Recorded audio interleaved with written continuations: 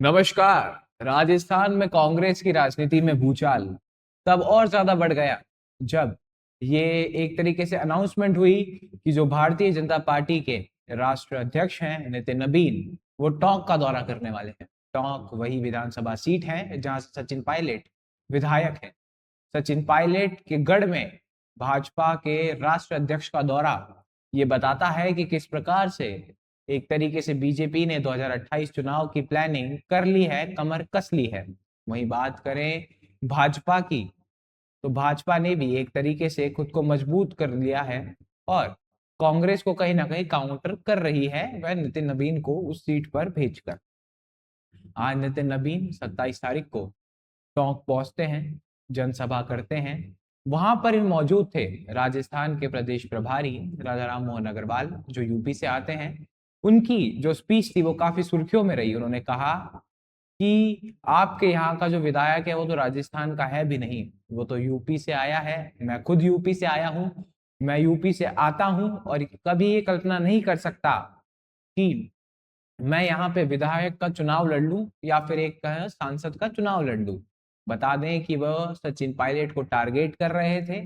सचिन पायलट के बारे में ये कहा जाता है कि जो उनका होम टाउन है वो यूपी में पड़ता है और जो उनके पिता है स्वर्गीय श्री राजेश पायलट, वह राजस्थान आए थे और फिर यहीं से उनकी राजनीति की शुरुआत हुई और फिर सचिन पायलट भी अपनी राजनीति को यहीं से आगे बढ़ा रहे हैं। और आज सचिन पायलट एक तरीके से राजस्थान का एक मुख्य चेहरा बनकर उभरे हैं कांग्रेस पार्टी में। उन्हें युवा नेता कहा जाता है और हमने देखा है कि किस प्रकार उन्होंने युवाओं की टीम कांग्रेस के लिए खड़ी करी। पर जब बारी आई उनके 2018 में मुख्यमंत्री बनने की, तो हमने देखा किस प्रकार से अशोक गहलोत ने जादू चलाया और खुद को मुख्यमंत्री बनाया। एक तरीके से कहीं ना कहीं इस बात से पायलट नाराज थे, पर तब पार्टी आलाकमान ने उन्हें समझाया और चीजें ठीक चलने लगी उस कुछ समय के लिए। फिर हम देखते हैं कि मानेसर कांड होता है। मानेसर में सचिन पायलट कुछ विधायकों को तोड़कर पार्टी छोड़कर मानेसर चले जाते हैं। लगातार ये खबरें आ रही थी कि सचिन पायलट शायद बीजेपी के साथ विलय कर लेंगे और बीजेपी राजस्थान में सरकार बनाएगी। जो कांग्रेस की सरकार है वो कहीं ना कहीं खतरे में थी। इन बातों से नाराज होकर अशोक गहलोत ने उस समय काफी गुस्से में दिखे। प्रेस वार्ता में भी उन्होंने एक तरीके से सचिन पायलट को नाकारा, निकम्मा कहा। पर अब जब हम चीजें देखते हैं तो कहीं ना कहीं अशोक गहलोत थोड़े से नरम पड़ते दिखाई देते हैं। चाहे हम बात करें हाल ही में ओबीसी बैठक जो दिल्ली में इंदिरा गांधी भवन में हो रही थी, वहां पर दोनों नेता मिलते हैं, हाथ मिलाते हैं और एक तरीके से ये संदेश देते हैं मीडिया के सामने कि हमारे बीच में सब कुछ ठीक है, सब बढ़िया चल रहा है। उसके बाद हमने देखा कि किस प्रकार से दोनों ही नेताओं ने जो सोशल मीडिया पर उस मीटिंग की तस्वीरें पोस्ट करी, उसमें से गहलोत ने पायलट को हटा दिया, पायलट ने गहलोत को हटा दिया। तब से ये सुगबुगाहट तेज हो गई कि ये सिर्फ दिखाने के लिए है, मीडिया के सामने है कि ये दोनों आपस में बढ़िया तरीके से मिल रहे हैं, बातचीत कर रहे हैं। अभी भी जो रिश्तों में खटास है वह अभी भी बाकी है।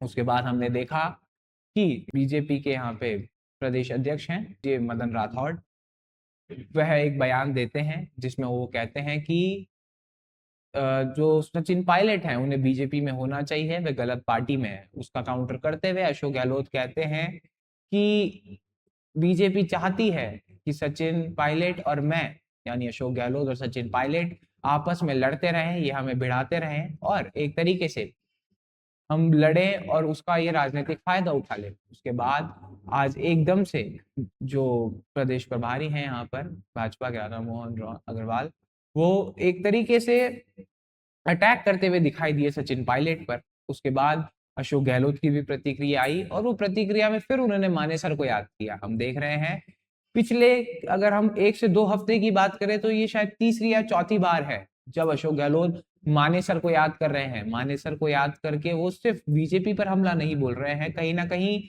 वह सचिन पायलट को भी कटघरे में खड़ा कर देते हैं कि और एक तरीके से शंका का बीज कांग्रेस आलाकमान और कार्यकर्ताओं के मन में फिर से बो देते हैं या फिर वो चीजें याद दिला देते हैं कि ये वही नेता है जिसने पार्टी तोड़कर जाने का प्रयास किया था, मेरी सरकार गिराने का प्रयास किया था। ये वही है जिसको मैंने नाकारा, निकम्मा कहा था।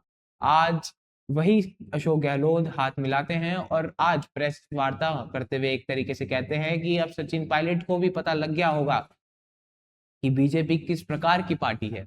एक तरीके से उन्होंने कहा कि अब उन्हें भी पता चल गया है और अब एक तरीके से वह कभी कांग्रेस पार्टी छोड़कर नहीं जाएंगे, क्योंकि गहलोत को भी पता है कि पायलट एक कर्मठ नेता है, पार्टी के लिए एक वोट बैंक तैयार करते हैं।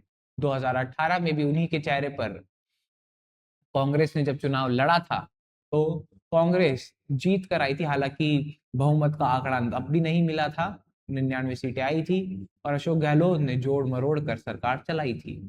पर उन्हें पता है कि सचिन पायलट जब तक पार्टी में रहेंगे कुछ फायदा तो उन्हें भी होता रहेगा कि वह मेहनत करेंगे, विधायक को जिताएंगे चुनाव में, सरकार कांग्रेस की बनाएंगे और मुख्यमंत्री के टाइम तो मैं मेरा जादू चलाकर और मुख्यमंत्री बन जाऊंगा। यह एक तरीके से कहीं ना कहीं उनके नारे में भी झलकता है, जो उन्होंने कहा था कि चौथी बार गहलोत सरकार वरना भजन लाल बरकरार, कि चौथी बार या तो मैं मुख्यमंत्री बनूंगा राजस्थान का वरना कांग्रेस शायद नहीं जीतेगी। तो अब कहीं ना कहीं ये दिखाई दे रहा है कि पायलट की जो जरूरत है वह जो महसूस होने लगी है अशोक गहलोत को, और कहीं ना कहीं उन्हें पता चल चुका है कि ग्राउंड रियलिटी क्या है। अगर अशोक गहलोत अकेले मेहनत करते हैं तो शायद कांग्रेस जीत ना पाए, इसलिए उन्हें सचिन पायलट की जरूरत है। और कहीं ना कहीं ये एक तरीके से बीजेपी को भी पता है, इसलिए उन्होंने अपने राष्ट्र अध्यक्ष की सबसे पहली जो एक तरह जनसभा है वह करवाने का जो ठाना वो था टोंक, जो कि सचिन पायलट का गढ़ है। तो सारी राजनीतिक समीकरण और सारी राजनीतिक जो खबरें हैं वो इस प्रकार से राजस्थान में चल रही है कि ये कहना गलत नहीं होगा कि 2028 विधानसभा सभा चुनाव का जो बिगुल है वह बज चुका है राजस्थान में। राजस्थान की राजनीति में अब रोज नए नए कहानियां, किस्से और बवाल निकल कर आएंगे। इस बारे में आप क्या मानते हैं, आपके क्या विचार हैं, हमें जरूर बताएं। ऐसी और खबरों के लिए, ऐसी और जानकारियों के लिए बने रहे हमारे साथ। तब तक के लिए धन्यवाद।